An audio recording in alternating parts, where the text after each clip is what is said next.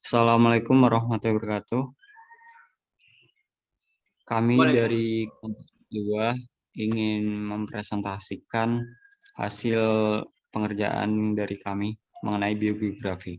Adapun nama kelompok dari kelompok 2. Pertama, saya sendiri Muhammad Biswal Arzak, NIM 2051306. Ada rekan saya Andri Pangestu Asari, ada Ahmad Fikri Prasojo, Ajati Zafirah, dan juga Muhammad Khalilur Rahman. Next.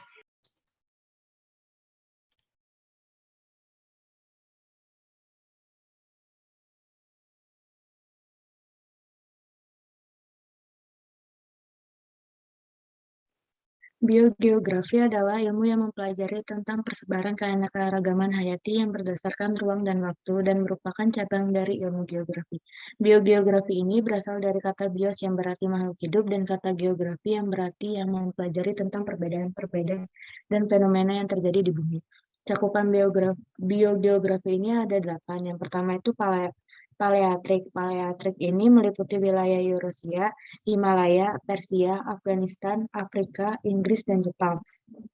Contoh hewan yang ada di wilayah Palearktik ini yaitu tikus air dan famili Desmanidae.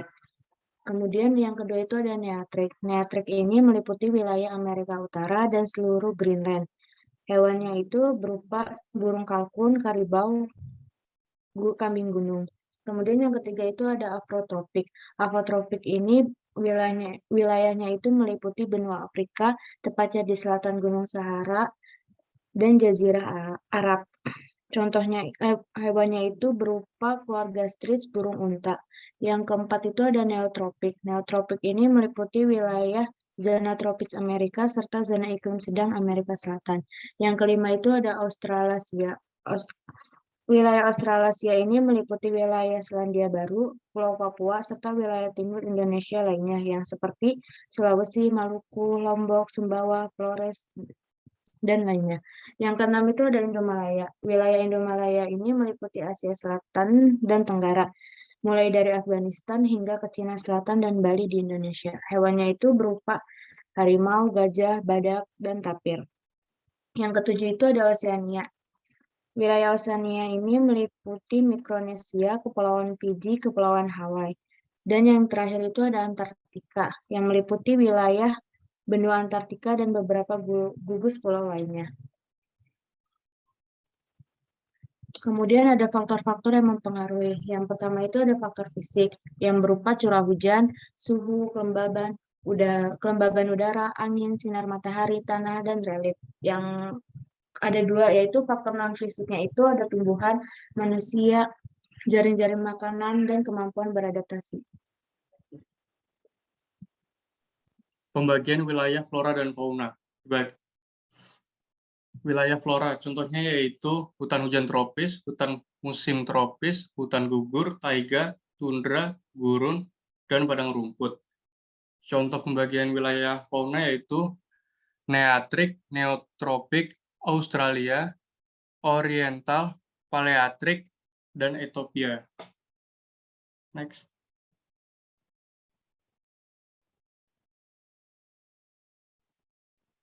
Pemanfaatan keanekaragaman hayati. Yang pertama yaitu ada ekonomi. Jenis-jenis flora di Indonesia secara umum dapat diperbarui serta dimanfaatkan dengan baik apabila pemanfaatannya secara efisien. Beberapa contoh pohon keras memiliki kepentingan bagi masyarakat Indonesia untuk kepentingan ekspor, dan beberapa tumbuhan juga dimanfaatkan sebagai obat-obatan dan kosmetik. Sosial budaya. Masyarakat Indonesia memiliki kebiasaan bercocok tanam dan menyatu dengan alam sekitarnya. Kegiatan memanen hasil hutan maupun pertanian sebagai kebiasaan khas masyarakat yang tinggal di daratan tinggi, serta masyarakat yang tinggal dekat laut, mereka memanfaatkan hasil alam sebagai kebiasaan masyarakat. Ekologi. Indonesia memiliki 70% hutan dunia dan diakui sebagai paru-paru dunia yang memiliki banyak spesies tumbuhan. Fungsi utama tumbuhan adalah sebagai penghasil oksigen. Selain itu, tumbuhan juga berfungsi sebagai penyerap karbon dioksida. Bahan baku industri. Pemanfaatan bagian-bagian tanaman industri dapat berupa kayu, getah, serat, minyak, buah, atau tanaman lain yang selanjutnya diolah untuk menunjang kehidupan masyarakat sehari-hari.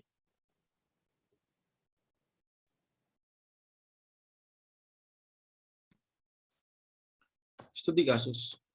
Spesiasi Alopatri biasanya disebut sebagai spesies geografis. Spesiasi Alopatri terjadi ketika populasi biologis dari spesies yang sama terisolasi karena perubahan geografis seperti pembentukan gunung, pergerakan lempeng bentuk pulau, dan pembentukan pulau baru atau perubahan sosial seperti imigrasi secara alami dapat kawin dan memproduksi keturunan yang fertil berbentuk secara alopatrik dan mengalami isolasi secara post-zigotik pada sistem reproduksinya. Contohnya seperti ikan karang di pulau-pulau kawasan Pasifik Tengah dibandingkan dengan ikan-ikan yang memiliki tingkat endemisitas yang tinggi seperti Pulau Hawaii dan Marquesas. Ditemukan spesies ikan karang memiliki kekerabatan yang dekat pada lokasi-lokasi kemungkinan menjadi wilayah dari spesies alopatrik yang dinamakan dengan spesies geminate atau serik juga disebut dengan sister species.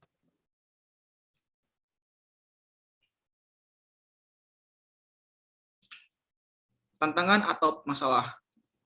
Salah satu tantangan atau masalah adalah pergeseran lempeng, pembentukan pulau baru, pembentukan gunung. Oke, adapun solusi untuk menghadapi masalah. Pertama, yaitu rehabilitasi terumbu karang. Rehabilitasi dari kerusakan terumbu karang dapat dilakukan dengan cara metode transplantasi atau yaitu dengan memindahkan bibit-bibit karang dari lokasi yang terumbu karangnya tumbuh subur ke tempat lain. Kemudian terumbu karang buatan yaitu dari ban-ban bekas, balok-balok beton dan lain-lain. Ketiga itu program kampanye rehabilitasi dengan melibatkan semua instansi dan komponen terkait, yaitu program berbasis masyarakat. Selanjutnya rehabilitasi mangrove. Cara merehabilitasi hutan mangrove yang rusak dengan cara pengawasan penebangan hutan mangrove dan penanaman kembali hutan yang hancur dengan mengenali zonasi komunitas mangrove. Cakupan kode etik lingkungan untuk penanaman kembali dengan mengenali ciri-ciri daerah mangrove sebagai berikut, yaitu daerah genangan untuk semua pasang naik, pasang medium, pasang normal, pasang perbani, pasang naik lainnya. Kemudian kedua, payau asin salintas. Pada saat pasang naik sekitar 10-30 promil meliputi daerah tergenang air pasang 1-2 kali sehari selama 20 hari per bulan. Daerah tergenang air pasang 10-19 kali per bulan. Daerah tergenang air pasang kurang atau sama dengan 9 kali per bulan. Daerah yang hanya tergenang air pasang beberapa hari per bulan.